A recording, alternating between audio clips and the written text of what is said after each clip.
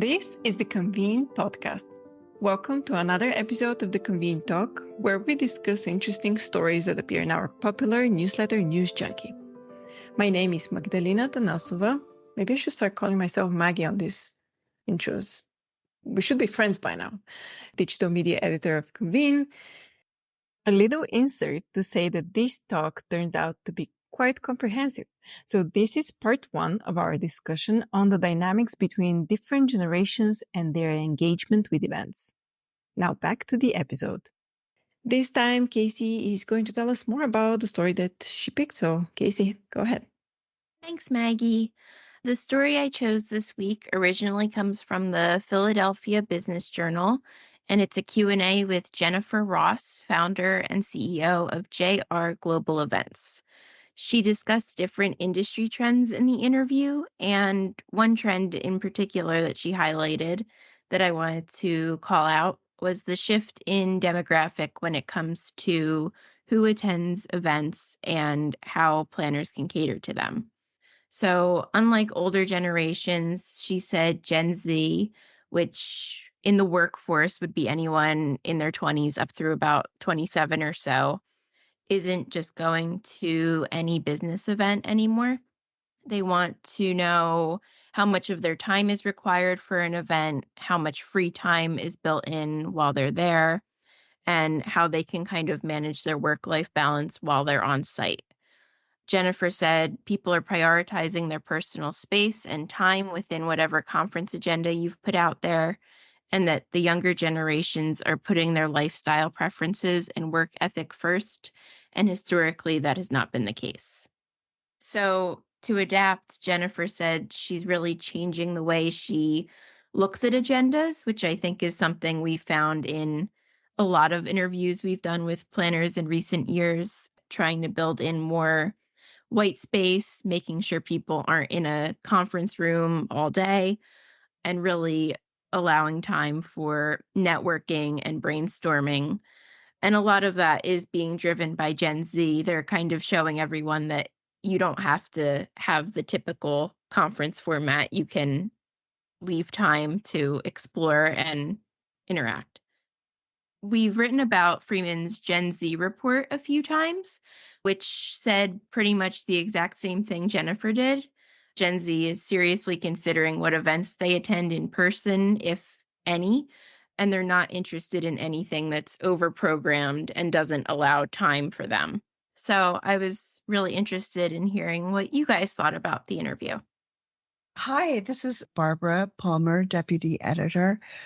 I thought that was really interesting, the way she zeroed in on the fact that people want to meet differently. And when I think about the Freeman study, they did something really interesting on the report they released last year about the next generation. They called it NGEG, Next Generation Event Goer. And they did not use the typical generational partitioning. They defined an NGEG as anyone between 20 to 44.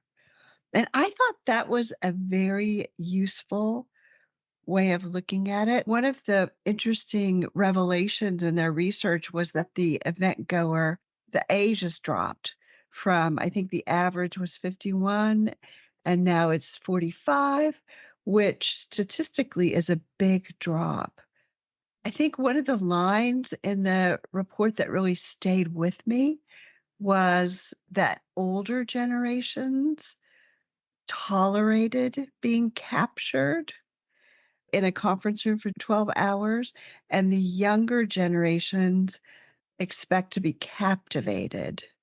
They're not going to stay there if they don't need it. And I was thinking of the changes that have happened at conferences. I remember my first job out of college was I was the news writing lab director at a community college. And there was a conference at the University of Missouri on newspaper design. We were doing newspapers, and we only had travel funds for 2 students. So I took 4, and we shared hotel rooms. We had a men's hotel room and a women's hotel room, and we ate pizza and we drove for hours to go to this conference that would be something that you could see online now, And the thing is, it was grueling and it was a blast. And it's the information. You have to make what it is they're getting so compelling that they will, go through what it takes to get there. So I thought it was a very interesting article and, gave us all an opportunity to say things have really changed. We can't do things the way we used to. This is Michelle, editor in chief. So, when you're talking about, a couple of things come to mind. One is I'm of the boomer generation, and I think we just expected to sit in a dark audience and be talked to and for hours and hours, because it's similar to, if you look at conferences as continuing education, is very similar to being taught in a classroom where you were just expected to sit quietly and just have somebody lecture and just passively receive the information. I don't know. I haven't been in a classroom in a long time. I don't know if that has changed for the younger generation where they're much more engaged. It's more dynamic. I think just harkens back to the way we were all taught in school, at least my generation. So continuing education was just like a continuation of that. But I also think that the changes that Jennifer talks about are not just the young generation coming in. I think she raises an interesting question for me, is she really thinks that the pandemic put us back 15 years, the business events industry. I don't necessarily agree with her, but I do think it caused people, even like myself, who are not in the Gen Z group, to rethink how we're spending our time universally. How are we investing our time? Because for a period of years, we were forced to stay home and interact with the world in a very different way. And for me, I just decided I wasn't going to go back to the way things were before. I wasn't going to be on the road all the time like I was before, because afterwards I recognized the drain it really took from me personally and from my personal life. And so I think that some of these changes are attributed to the pandemic and how we all reevaluated our lives, and some of it is generational. But I don't necessarily agree with her that we've been set back by 15 years. I think it definitely accelerated the digital part of what the value proposition is for events. Whether everybody's embracing that is another question, because we have learned having face-to-face plus digital is not only labor intensive, it's expensive, and you need to rethink it. It's not the same kind of experience. So I think we're still wrestling with that, but I would disagree that we have been set back by 15 years. Casey, seems like you're nodding in agreement with me. Yeah, Michelle, I agree. I feel like looking at it as being set back could only come from a mindset of thinking that events can only be done in one sort of way. I think, as you said, the pandemic really gave people an opportunity to slow down and consider what's really important to them when things are quieter and what's important in their personal life, not just their professional life. And I see that as only a positive thing.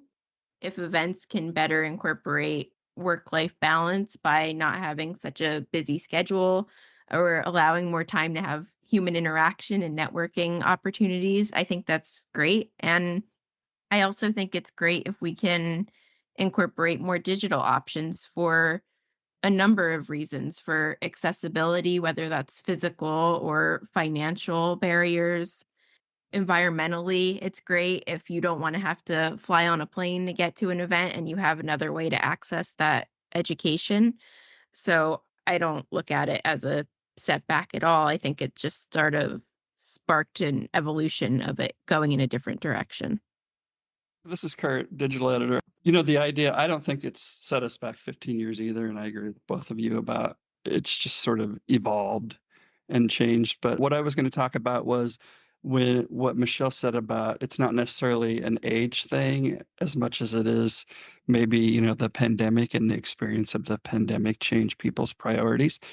I did a story about how this medical association, it's Association for European Pediatric and Congenital Cardiology, when they were trying to find ways to attract younger members. And I mean, these are all probably already surgeons. So I would say the youngest might be what, 30s, maybe mid 30s, maybe. But, so they did a lot of interesting things to get these people to come to their convention, but also trying to get people to join the association because as Louise Goringe, who's Kinnis Group's associate vice president for association management, told me that a lot of associations are having a problem trying to attract younger members because younger people in those professions want to maybe give back, but they want to do everything on their own terms. They want to be able to make decisions and decide, this, I want to do this and I want this part and I want this part and that kind of thing. So, that sort of goes along with the story about, the Gen Z, but I think these people are older than Gen Z. If Gen Z cuts off at 27, she talked about a lot how associations are trying to come up with ways to get members who are younger because of those kind of things. And one of those ways was to stretch their education out over digital learning as opposed to just at the meetings, the live meetings or the in-person meetings, but to take all those education seminars and things and do more throughout the year that people could engage with that way. So I think it's happening both in associations and for association meetings as well. I've had a very strong reaction to that little line of setting the industry back 15 years when I've witnessed this whole process myself firsthand, working for a PCO, how the company, I can say the industry really strived to reinvent itself in a very, very short period of time. So I thought the audacity of saying this. And I thought of taking a minute to calm my reaction down. The article focused on being very me-centric. Yes, the new generation is like that. And I think we all have to learn from them quite a bit. And I love the example of the food and dietary restrictions that was given that for a 60-person meeting, 22 had dietary restrictions. And I recognize myself in there because I also have dietary restrictions. And I would be one of those annoying people with my specialty meals. And I thought, what a good way to actually shine a light on this me-centric idea, because food is very personal to all of us. I mean, we connect it to our upbringing, to where we come from.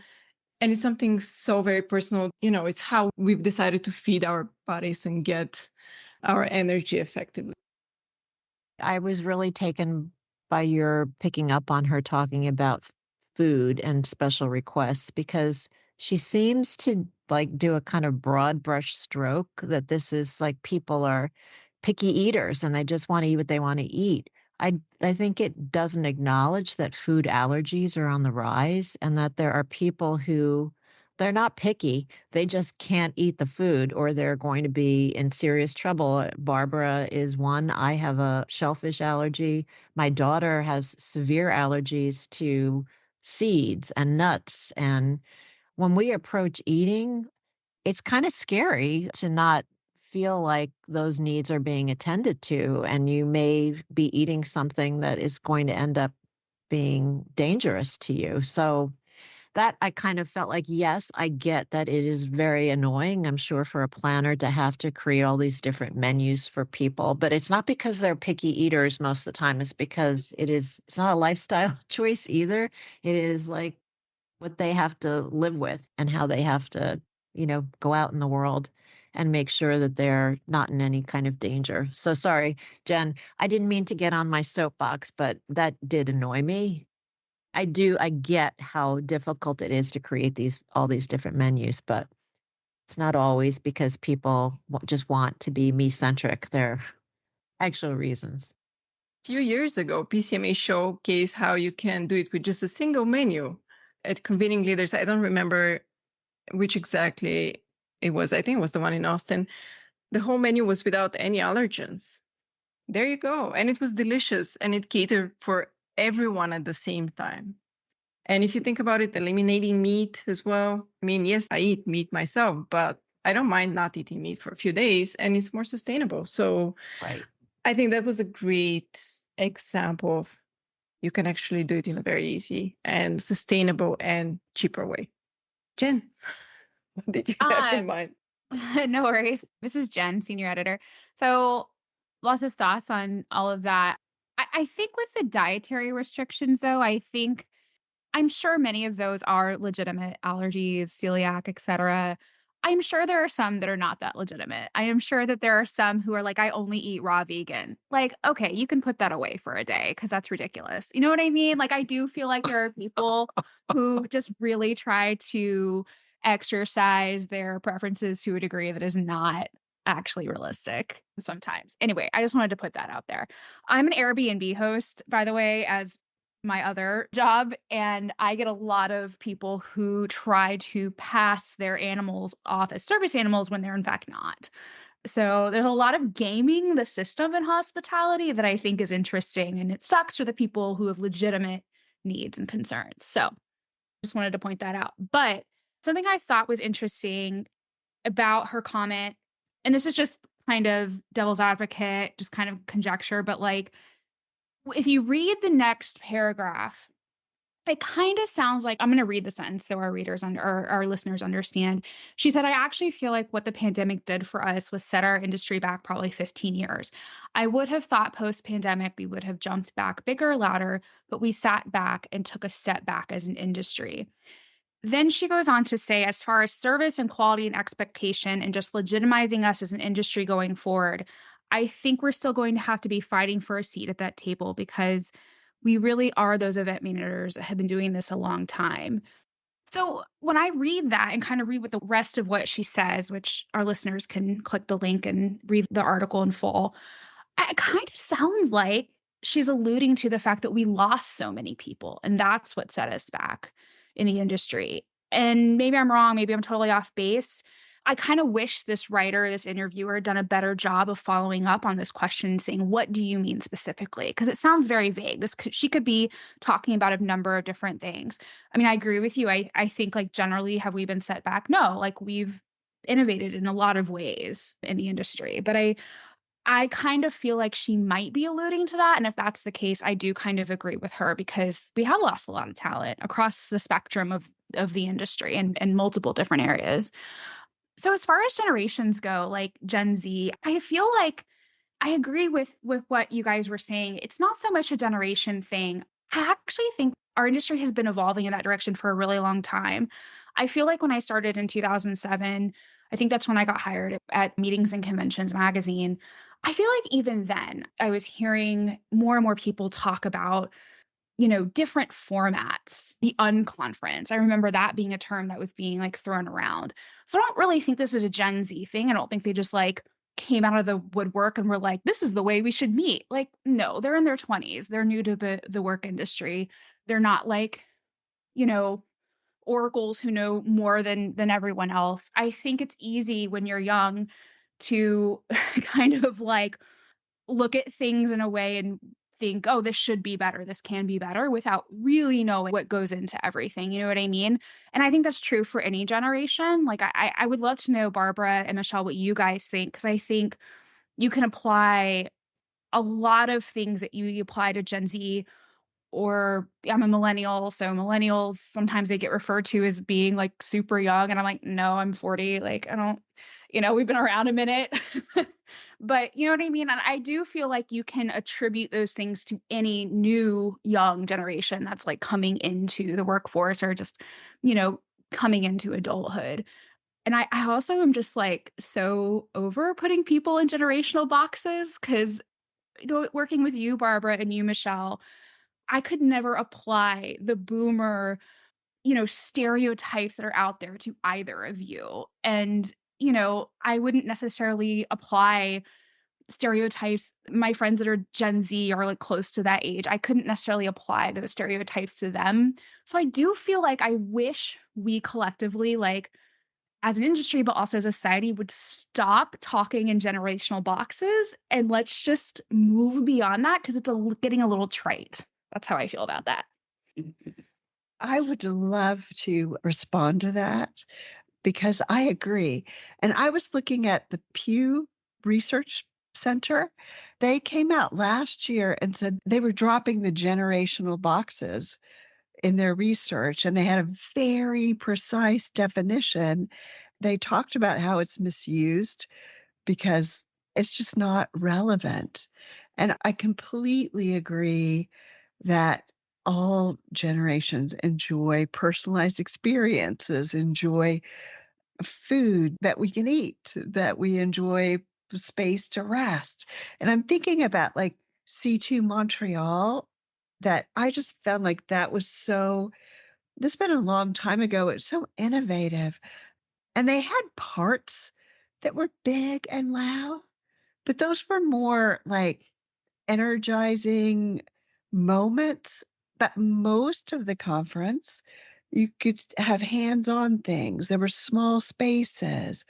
There were, float down the river and talk to someone. And I feel like everybody likes that kind of thing. I appreciate the ability to think about what makes people comfortable and that people are just thinking more about how they want to spend their time and how they want to be with each other. And I can only imagine that if they have a better experience, that there'll be better outcomes for whatever the goals of the events are. I just think that change has been coming a long time, and the pandemic was a laboratory. What would happen if we can't go into these big spaces and meet the same way? So I feel like kind of figuring out, okay, how do those experiments and how do those changes actually look in the real world with a now another changed environment is going to be maybe a little bit like we can't apply the old ways that we did it. We might want to run back to what was comfortable from time to time, but I think it's all to the good. What were you thinking, Casey? Oh, I just wanted to jump on something Jen said about how, younger generations kind of always come in with these different ideas and say, how can we make this different or better? And I think that's so true. Of course, I agree that it doesn't have an age, if you want change or what types of experiences you like. But I think it's worth noting that it is that the youngest generation, when they enter the workforce and enter adulthood, that they usually are historically the drivers of change. And that really permeates throughout the entire culture at the time. So I do think that, there are some things that younger people specifically coming into the workforce are saying, we don't have to operate in the old ways. We can make things better for ourselves. We can have better work-life balance that maybe older workers are resistant to. But I do think that as that younger group gets older, that will become more the norm, as it has been for every youngest generation in the past. They're really driving changes. I was going to say, I think it has to do too with what's happening in those years that those young people come in. You know what I mean? I'm curious to know, Michelle and Barbara, like when y'all were in that age group, that like 20s, what things were going on in the world. For me as a millennial, I like entered the workforce and a year later, the economy collapsed. So that's why I feel like you see a lot of, from my generation, like just funny commentary. And we can't afford, millennials can't afford anything. They can't afford a house, like all this stuff. That shapes it too. I do feel like Gen Z came in at a time when, things have been volatile since, but things were pretty good. Like, things were, depending on what year. But like, I'm curious to know, Barbara and Michelle, like when you were in that group, what was it like then?